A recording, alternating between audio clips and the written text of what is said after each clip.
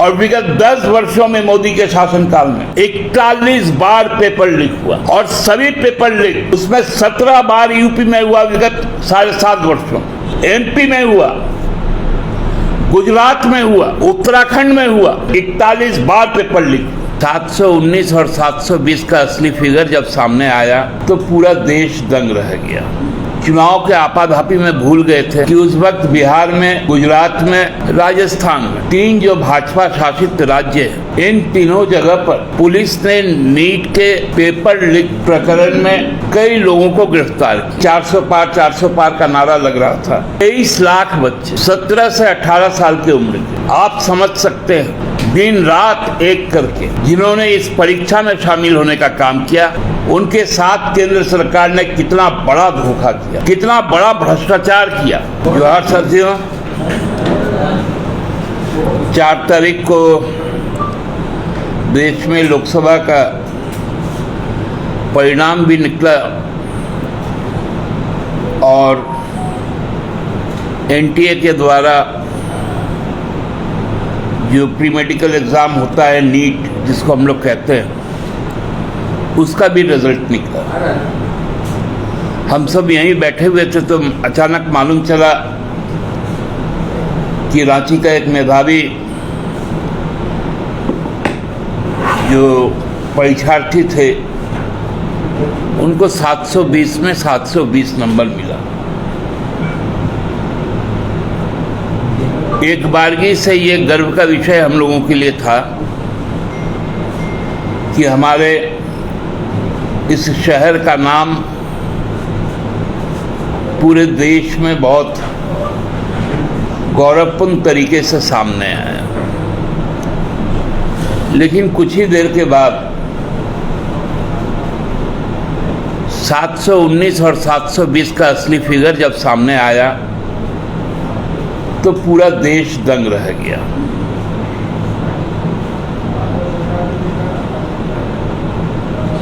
कुछ लोग चुनाव के आपाधापी में भूल गए थे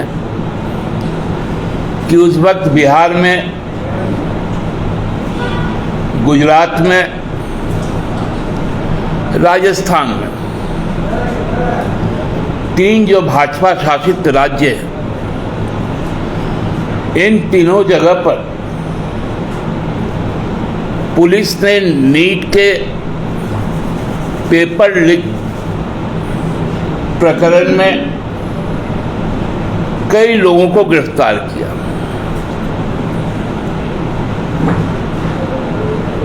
ये बातें उस समय चुनावी शोर में दब गई थी, क्योंकि 400 पार का नारा लग रहा था। लेकिन पूरा एक कुचक्र जो मेधावी छात्रों का भविष्य का बेड़ा पार कर रहा था, उस पर किसी का ध्यान नहीं दिया। 23 लाख बच्चे 17 से 18 साल की उम्र के, आप समझ सकते हैं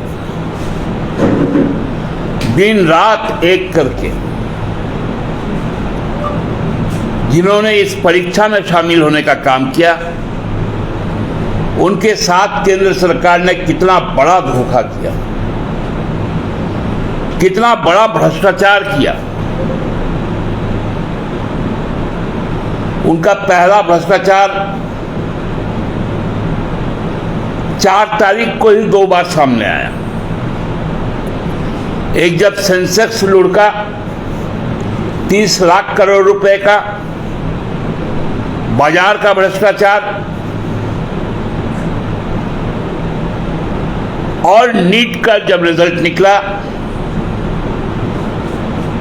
उसमें कितने लाख करोड़ रुपए का भ्रष्टाचार हुआ, इसका तो अभी पता लगाना पड़ता। सरकार गठन के बाद जब यह मामला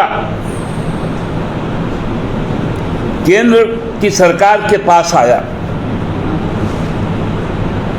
तो जो पेरेंट डिपार्टमेंट है HRD,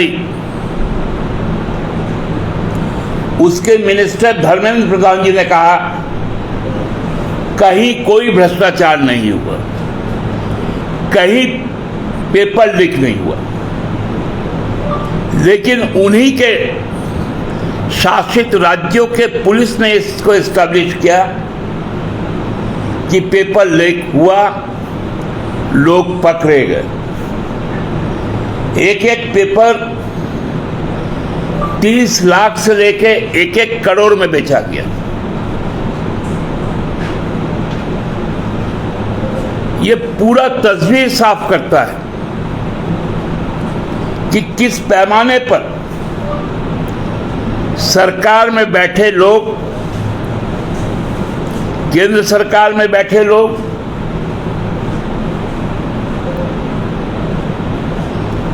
और उनके जो संपोषित दलाल गैंग है,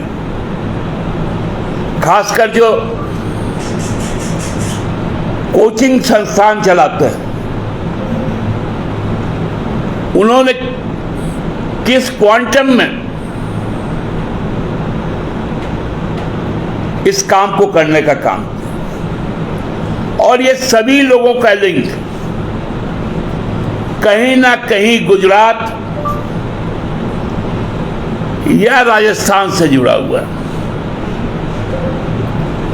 कोई भी बाहर के स्टेट के लोग नहीं।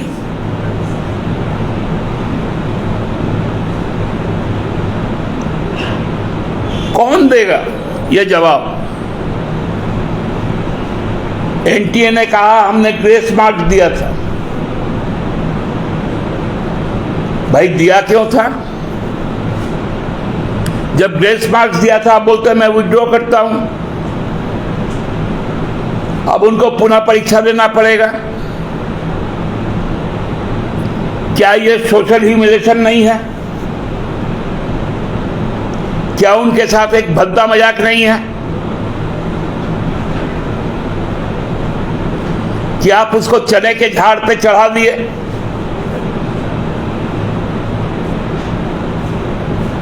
अब बोलते फिर से एग्जाम देना है। और जो बच्चे सुप्रीम कोर्ट गए, लगभग 1,500 से कुछ ज्यादा, केवल उन्हीं का विड्रॉ किया गया। और एक तरफ बोल रहे हम काउंसलिंग भी चलाएंगे। ये कौन सा मजाक चल रहा है? क्या इससे गुणवत्तापूर्वक समाज में डॉक्टर आ पाएंगे क्या? चिकित्सक आ पाएंगे क्या? तो भविष्य को हम किसके हवाले कर रहे हैं? जब आपके पास इंफ्रास्ट्रक्चर नहीं, आप क्यों लेते हैं इतने इतने बच्चों का एग्जाम? और विगत 10 वर्षों में मोदी के शासनकाल में 41 बार पेपर लीक हुआ। और सभी पेपर लीक, उसमें 17 बार यूपी में हुआ विगत 7.5 वर्षों। MP में हुआ, गुजरात में हुआ, उत्तराखंड में हुआ। 41 बार पेपर लीक। ये साधारण बात नहीं है। लाखों बच्चों के साथ लाखों अभ्यर्थी जो पुलिस का एग्जाम देते हैं, रेल का एग्जाम देते हैं, बैंक का एग्जाम देते हैं, अनक्लेरिकल ग्रेड का देते हैं, उनके साथ ये भद्दा मजाक किया जाता है।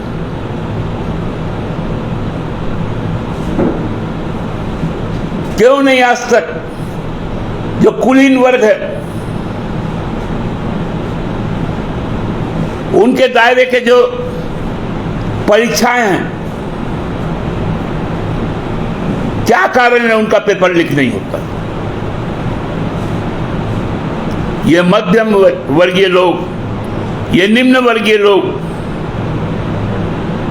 जो एक एक पैसा जोड़कर यह सपना संजोते हैं कि मेरा भविष्य उज्ज्वल होगा, आने वाला पीढ़ी मजबूत होगा, उसके साथ ये भद्दा मजाक होता है। मैं अविलंब अपनी पार्टी की ओर से इस संपूर्ण घटनाक्रम को प्रभाव मुक्त सीबीआई जांच की मांग करता हूं और प्रभाव मुक्त ईडी की भी जांच की मांग करता हूं, क्योंकि इतने बड़े पैसे का यदि लेन देन हुआ है तो उसका कहीं ना कहीं शोधन भी हुआ होगा। क्या यही पैसा शेयर बाजार में गया? इसको भी देखना होगा, क्योंकि दोनों की तिथि एक है। इसी मांग के साथ हम लोग ये आशा करेंगे कि आदरणीय प्रधानमंत्री जी अपने नाकाबिल मानव संसाधन विकास मंत्रालय के मंत्री को तत्काल बर्खास्त करें और प्रभावहीन सीबीआई जांच का आदेश दें। धन्यवाद।